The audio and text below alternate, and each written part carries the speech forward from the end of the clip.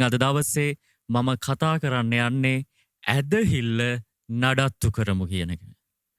අ, ඔබ දන්නවා අද කිතුුණු සමාජය තුළ යම් කෙනෙක් පුද්ගලයෙක්ට එයා එක රෝගීව ඉන්නවනම් එයා එක පවුල් ප්‍රශ්න තුළ ඉන්නවනම් ආර්ථික අපහසුතාවල ඉන්නවනම් අපි දකිනව ගොඩක් අය එතකොට කියනවා එයාගේ ඇදහිල්ල නැති වෙලා කියලා. එතකොට අපි එහෙම දේවල් වලට එයාගේ යම්කිසි පසුබට වීමක් හෝ තියෙනවනම් ඒ කෙනාගේ ඇදහිල්ල අඩු වෙලා කියලා බොහෝ කිතුණුවෝ ඒ කිතුණු සමාජය තුළ කතා වෙනවා.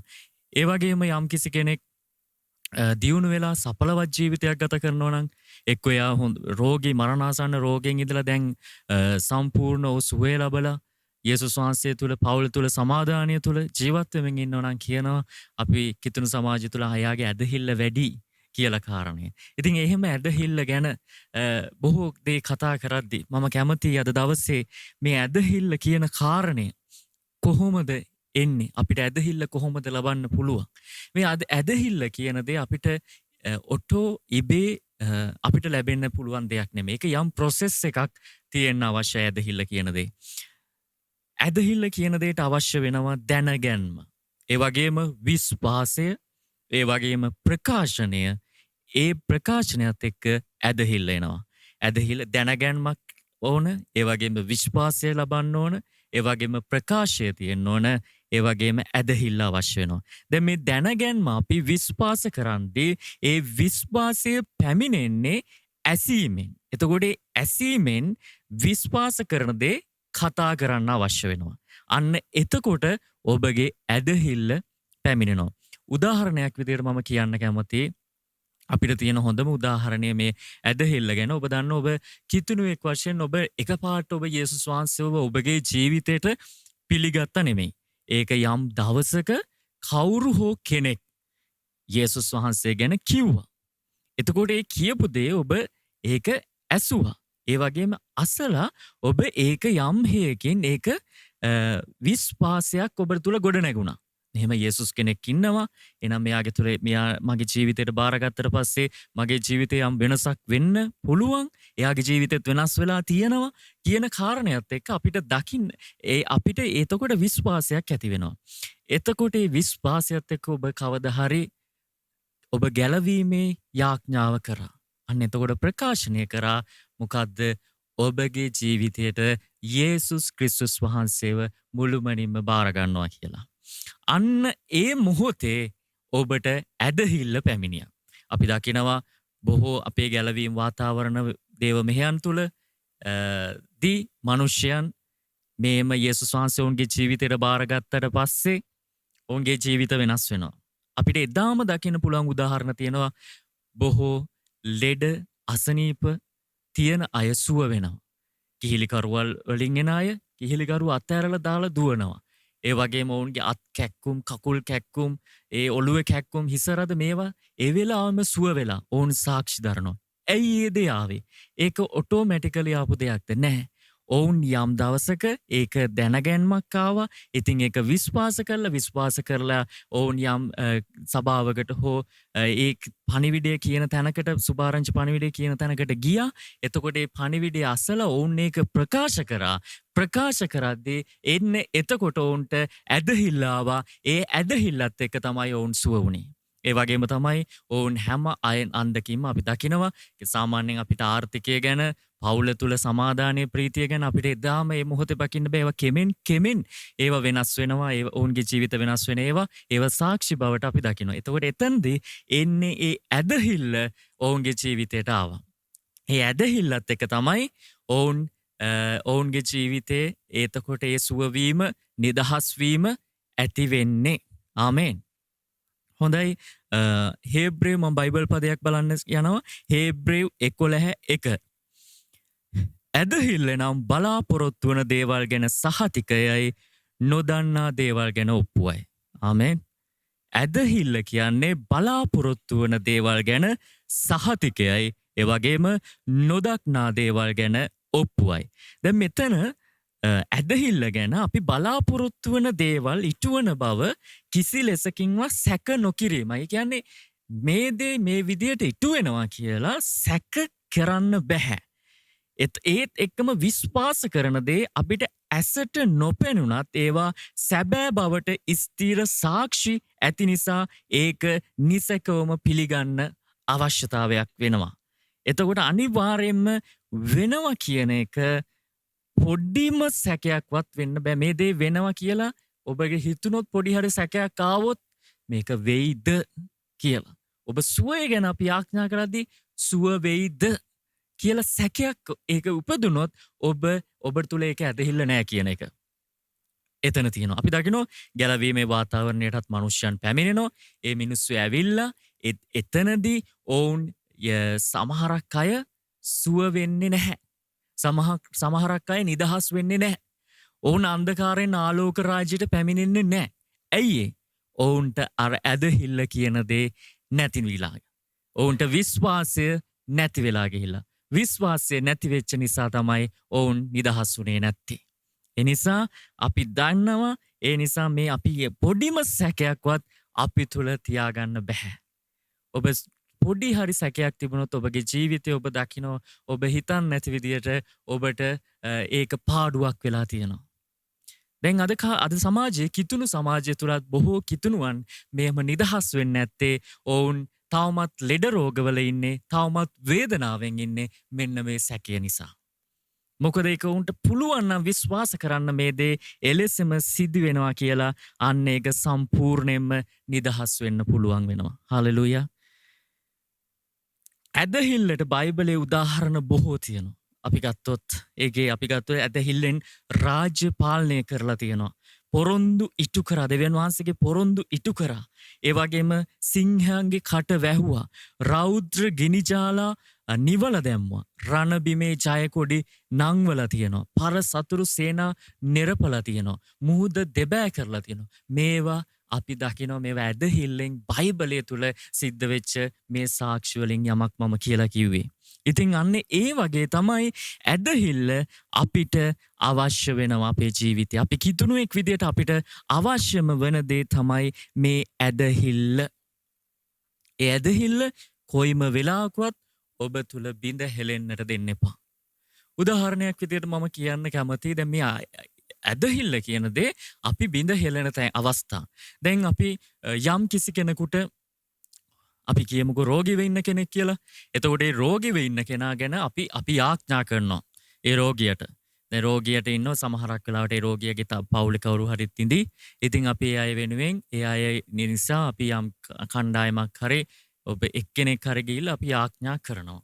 එතකොට දැන් මේ යාඥා කරලා අපි දැන් එතන යම් ඇදහිල්ලක් බලපෑමක් ඇති කරලා අපි දැන් යාඥා අවසන් කරනවා. මේ අවසන් කිරීමත් එක්ක ඔබ නැවත ඔබ කරන වැරදක් මේක ඔබගේ ඒ පුද්ගලයාගේ ඇදහිල්ල නැති කරන්නත් ඔබගේ ඇදහිල්ල නැති වෙන්නත් වෙන පාඩුවක් තමයි නැවත ඔබ කතා කරන්න යනවා මේ යාඥා කරලා ඔක්කොම තියෙද්දි නැවත අර රෝගය ගැනම කතා කරන්න යනවා. ආනේ මේක කොහොමද උනේ මේ රෝගය? ඇයි මේ වගේ දෙයක් උනේ? ඉතින් මේ බලන්න කොච්චර දවස්ද මේක? ඇයි ඉස්පිරිතාලටවත් ගියේ නැත්තේ? මෙච්චර කල් බලන් හිටියේ ඇයි?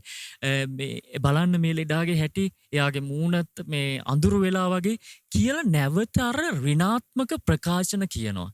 එහෙම දෙයක් යාඥා කරන්න කලින් ලෙඩාගේ ලෙඩේ මොකද්ද කියලා දැනගෙන ඒව විස්තර කතා කරලා අපිට යාඥා කරන එක ඒක වෙනම දෙයක්. නමුත් අපි යාඥා කරලත් එතන අර පවුල තුල එක්කෝ ඒ රෝගියත් එක්ක මේ වැනි කාරණා කතා කරනවා. එතකොට ඔබ හිතනවද ඔබ යාඥා කරන දේ ප්‍රතිඵලයක් වෙලා තියෙනවා කියලා? එතන ප්‍රතිඵලයක් වෙන්නේ නැහැ.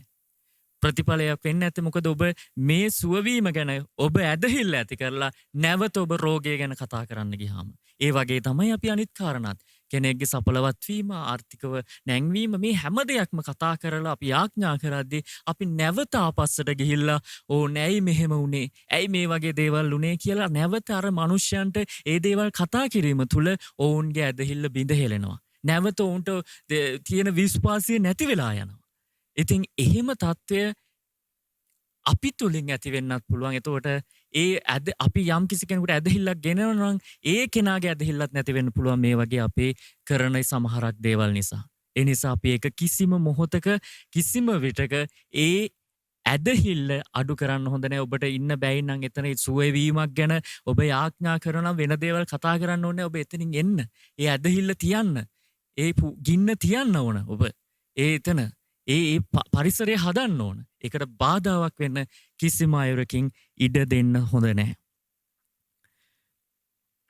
හොඳයි අපි මේ ඇදහිල්ල කියන දේ අපිට නොමැතිව අපි අපගේ නොමැති නම් අපි නිතරම මොකද වෙන්නේ මේ ඇදහිල්ල අපි තුර නැත්තම් අපි ස්වභාවික හැඟීම් විශ්වාස කිරීමෙන් කරලා කලකිරීමපත් වෙනවා. ඒ කියන්නේ අපිට ඇදහිල්ල කියන දේ අපි තුලින් නික්මුණාම වෙන්නේ ස්වභාවික දේවල් ගැන හිතලා අපි කලකිරීමටපත් වෙනවා. මොකද්ද මේ ස්වභාවික දේ ගැන මට හොඳම උදාහරණය තියෙන්නේ අපි දන්නව පහුගිය කාලේ යම් වසංගත කාලයක් ආවා. කොරෝනා වසංගත කාලේ. එතකොට දැන් බොහෝ රට හැම ලෝකයේ පුරා ඒ වසංගතය පැතිරුණා. එතකොට පැතිරුණු වසංගතේ මිනිස්යන් දහස් ගණන් මැරුණා. ජීවිත අහිමි වෙලා ගියා.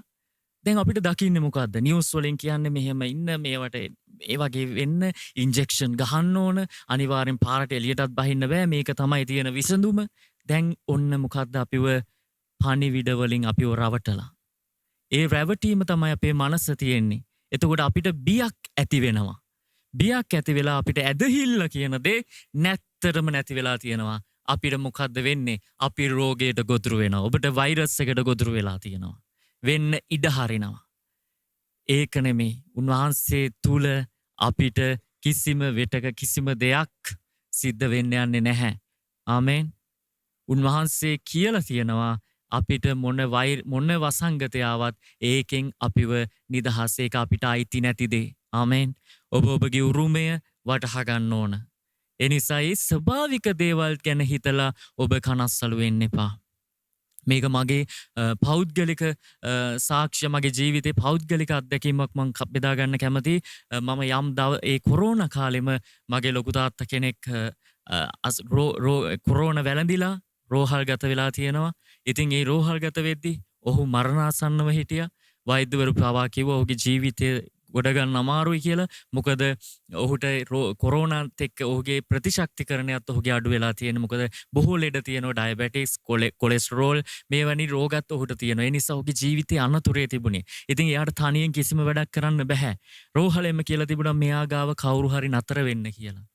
එතකොට ඒ නතර වෙන්න කිව්වත් දැන් මෙතනට එයා ළඟ නතර වෙන්න කවුරුත් ඉදිරිපත් උනේ නැහැ. හැබැයි මම ඒකට ඉදිරිපත් වුණා. මට යන්න බලයක් මට යන්න ඇදහිල්ලක් එතනට යන්න තිබුණා. මං කවදාකවත් හිතුවේ නෑ අනේ මට කොරෝනා රෝගේ හැදේ. මම මේකට බය වෙයි මටත් හැදෙන්නේ කියලා. බොහෝ වටපිටාවේ ඉන්න මිනිස්සුන් නෑදෑයන් පවා කිව්වා ඔබ යන්න එපා. ඔබ තරුණයෙක්. ඉතින් එයාගේ වයසත් එක්ක එයාට කමක් නැහැ. ඒත් ඔබේ ජීවිතේ අනතුරේ දාගන්න එපා යන්න එපා කියලා. නොමුත් නැහැ. ඒ කිසිම දෙයක් නෙමෙයි. ඒ ස්වභාවික කිසිම දෙයකට මම යටත් උනේ නැහැ. මම දෙවියන් වහන්සේ තුළ මට මේවා කිසි දෙයක් බලපෑවක් නැති බව මම විශ්වාස කරා. ඉතින් මම ගිහිල්ලා ඔහුත් ළඟ මාසයක් හිටියා. එතකොට එතනදී වෛද්‍යවරු මම යනකොටත් ඔහු සෑහෙන්න අමාරුවෙන් හිටියේ සෑහෙන්නේ.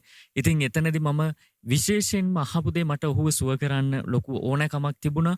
හැබැයි මම මුලින්ම ඔහුගෙන් ඇහුවේ ලොකු තාත්තගෙන් ඔයාට ජීවත් වෙන්න දෝන මැරෙන්න දෝන කියන කාරණය. මොකද අපි දන්නවා අපි කිසි කෙනෙක් ගැන යාඥා කරත් වැඩක් නැහැ. එයාගේ ජීවිතේ මේ පොළොව දැන් අතහැරලා යන්නේ එයා සූදානම්ෙන් ඉන්නවනම් අපි යාඥා කරන දේ ප්‍රතිඵලයක් වෙන්නේ නැහැ. ඒකයි මම මුලින් ඇහුවේ. ඉතින් එයා කිව්වා එයාට ජීවත් වෙන්න අවශ්‍යයි කියලා. ඉතින් අන්න ඒක මටගේ ඇදහිල්ල තව වැඩි වුණා. මං ඒ උදෙසා යාඥා කරා. සම්පූර්ණ දේ කන පිට හැරුණා. එයාගේ ඔක්සිජන් පහළ මට්ටමකට ගිහිල්ලා තිබුණේ. ඉතින් එයා මරණය බලා ඔන්න මෙන්න තාත්වක ඉද්දී ඔහු නැවත නැගිටුණා. ආමෙන්. ඔහුට තිබුණා ඔහුගේ විශ්වාසයක් තිබුණා ඔහුට නැවත නැගිටින්න ඕන. ඔහු මරණය පරාජය කරනවා කියලා. ඒ ඇදහිල්ල තුලින් ඒක යාඥාව තුලින් එයා සම්පූර්ණ සුවය ලැබුවා. ඒ වගේම මම මාසයක් රෝහලේ හිටියා. හැබැයි මට කොරෝනාව කිසි කාලයක කිසිම විටකවත් මට වැළඳුන්නේ නැහැ. ආමෙන්. ඉතින් මම ගියේ කාත් එක්කද ශුද්ධාත්මයන්න් වහන්සේත් එක්ක. එතකොට මගේ ඇදහිල්ල බලවත් ලෙස ක්‍රියා කරපු අවස්ථාවක්. ඉතින් ඒ ඇදහිල්ල නොකොඩවා පවත්වගෙන යන්න මට උන්වහන්සේගේ කරුණාව තිබුණා. ආමෙන්. ඒ නිසා මම දන්නවා ඔබට කිසි විපත්තියක් ඔබට සිද්ධ වෙන්නේ නැහැ. උන්වහන්සේ තුල මේ ඇදහිල්ල තුල ඔබ ගමන් කරද්දී. හාලෙලූයා. ඒක නිසා ඇදහිල්ල ස්වාභාවික දෙයට වඩා උසස් දෙයක්. ඒක මොකක්ද? ඒක අධිස්වාභාවික දෙයක්. ආමෙන්. ඇදහිල්ල කියන්නේ අධිස්වභාවික දෙයක්. ඒ නිසා ඔබ මේ රටේ වෙන වසංගත ජලගැලීම් ඒ වගේම කුණාටු සුනාමි මේ ව්‍යසන ඔබ දන්නවනම් ඔබගේ ඇදහිල්ල තියෙන මේ කිසිම දෙයක් ඔබට බල පැවැත්වෙන්න යන්නේ නෑ. ආමෙන්.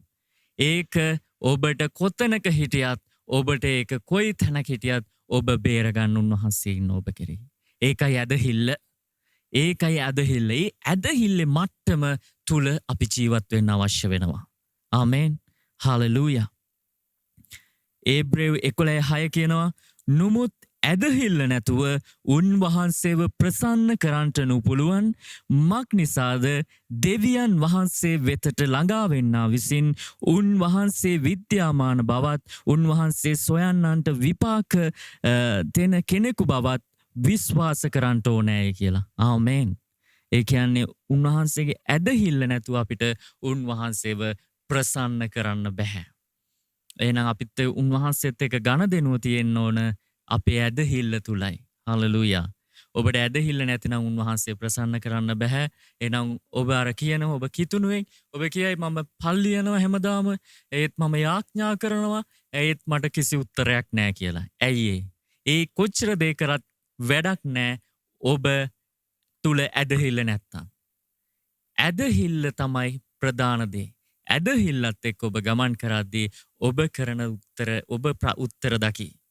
ඔබගේ ප්‍රශ්නය ඔබට එන්න යන්නේ නැහැ. හලෙලූයා. ඔබ ප්‍රශ්නයක් නොවි ඔබ උත්තරම දකින්න යන්නේ මේ ඇදහිල්ල තුලයි.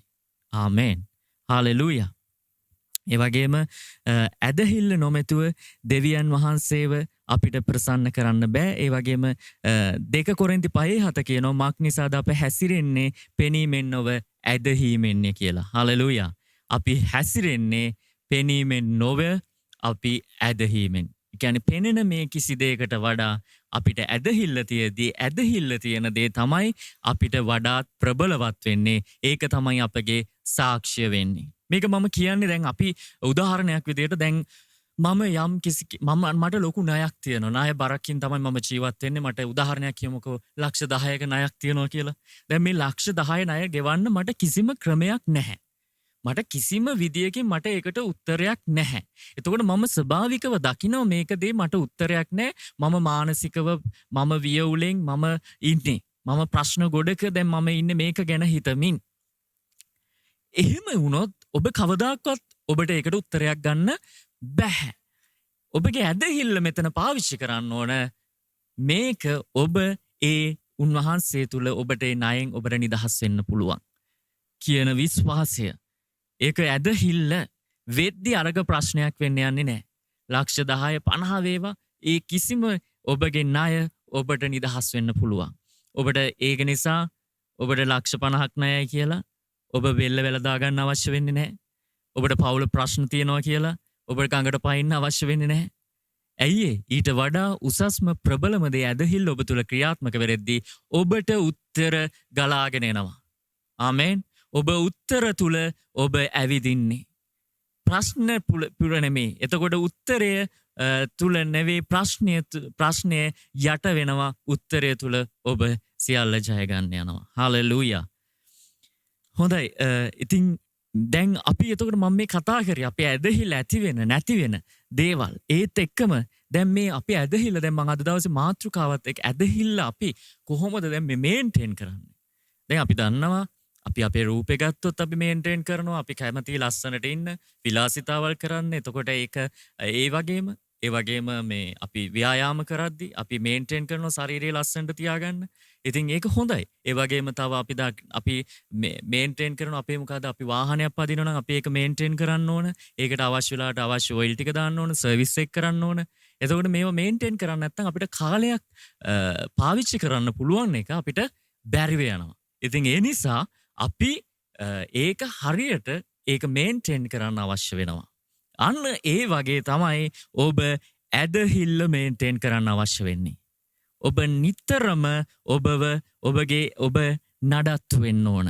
ඔබගේ ඇදහිල්ල තුළ. ආමේන්. අන්න ඒ නඩත්තු කිරීම තුළින් ඔබගේ ඇදහිල්ල එතකොට මේ සියල්ල යටත් වෙනවා මොනවද? රෝගය, ආර්ථිකය, සෞඛ්‍ය වෙන්න පුළුවන් සාතාන්ගේ ක්‍රියා. මේ හැම දෙයක්ම අපි එදිනෙදා අපේ දවසේ තුල අපි ජීවත් වෙද්දී අපිට එන දේවල් අභියෝග මේ හැම දෙයක්ම ඇදහිල්ල නඩත්තු කරද්දී හැම දෙයක් පහළට වැටෙනවා. ඔබට යටත් වෙනවා. දැන් ඔබට ඒවා යටත් වෙලා ඔබ තුල ඔබට සමබර ඔබ තුල ක්‍රියාත්මක වෙන්න යනවා. ඊට උඩින් දැන් මොකද්ද ඔබ තුල සිද්ධ වෙන්නේ? ඔන්න දැන් සමාදානය ඔබට එනවා. ආමේන්. දැන් මේ ඇදහිල්ල මේන්ටේන් කරාති. එතකොට ප්‍රීතිය ඔබ තුල එනවා. ඔබ සඵලවත් වෙනවා. ඔබ උරුමය තුල ජීවත් වෙනවා. ආමේන්. ඒ නිසා අපි හැම මොහොතකම අපි මේන්ටේන් කරන්න අවශ්‍ය වෙන්නේ ඇදහිල්ල ඒකයි. අපි මේක මේන්ටේන් නොකරොත් ඔබ වැටෙයි. ඔබ ලෙඩ වෙයි. ඔබ දුක් වෙයි. ඔබගේ සතුට නැති වෙලා යයි. ඔබ හිතා ගන්න බැරි වෙයි ඔබ ඉන්න තැන් වලට. ඔබ නැවත ඇබ්බැහිකම් වලට යයි. මේන්ටේන් නොකරොත්. ඒ නිසා අපි මේක නිතරම මේන්ටේන් කරද්දී මේ හැම දෙයක්ම යටත් ඒක කවදාක්වත් ඔබට ඉහළින් යන්නේ නැහැ. ඔබගේ ආර්ථිකය ඔබට ඉහළට යයි. ඔබ ආර්ථිකය තුල ඔබ ශක්තිමත්ව ඉහළට යයි. ඔබ මේන්ටේන් කරද්දී. ඔබ රෝගය තුල ඔබ රෝගේ භාගයි යට වෙයි. ඔබ සෞඛ්‍ය යහපත් සෞඛ්‍ය තත්ත්වයක ඔබ ජීවත් වෙන්නේ යයි. ඒ වගේම ඔබගේ සාතන්ගේ ක්‍රියා කිසිම සාතන්ගේ ක්‍රියාවක් ඔබට බලපවත් වෙන්න යන්නේ නැහැ. ඔබ මේන්ටේන් කරද්දී ඒවා යටයි. ඊට ඉහළින් තමයි ඔබ ජීවත් වෙන්න යන්නේ.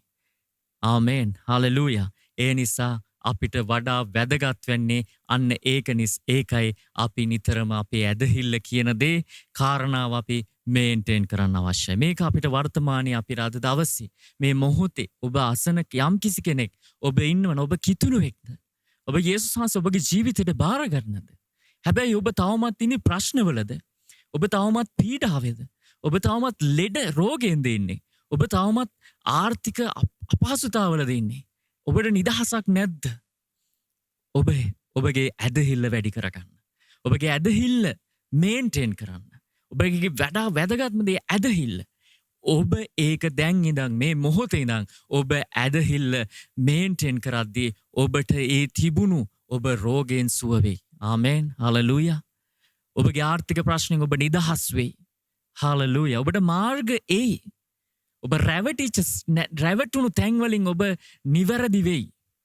මොකද සාතන් තමයි මේ වල්ලගෙන අපිව හිර කරලා තියෙන්නේ. ඒකෙන් නිදහස් වෙන්න ඔබට පුළුවන්. හාලෙලූයා. ඒ නිසා ඔබ නිතරම ඔබව ඇදහිල්ලේ මේන්ටේන් කරන්න අවශ්‍ය වෙනවා. ඒක තමයි දෙවියන් වහන්සේ තුල බලවත් මිනිසෙක් විදියට ජයග්‍රාහී මිනිසෙක් විදියට මේ පොළව තුල අපිට ඉන්න හැකියාව දීලා තියෙන්නේ. ඒ නිසා අපි ඒකට අපිව සූදානම් කරන්න ඕන. ඒ තුල අපි ජීවත් වෙන්න අවශ්‍ය වෙනවා උන්වහන්සේ තුල. ඒක නිසා අපි නිතරම ඇදහිල්ලෙන් මේන්ටේන් කරගෙන අපි ඉදිරියට යමු. සඵලවත් මිනිසෙක් වෙමු. ධර්මිෂ්ඨ මිනිසෙක් මේ පොළව තුල. ඒක තමයි අපිට අවශ්‍ය වෙන්නේ. ආමේන්.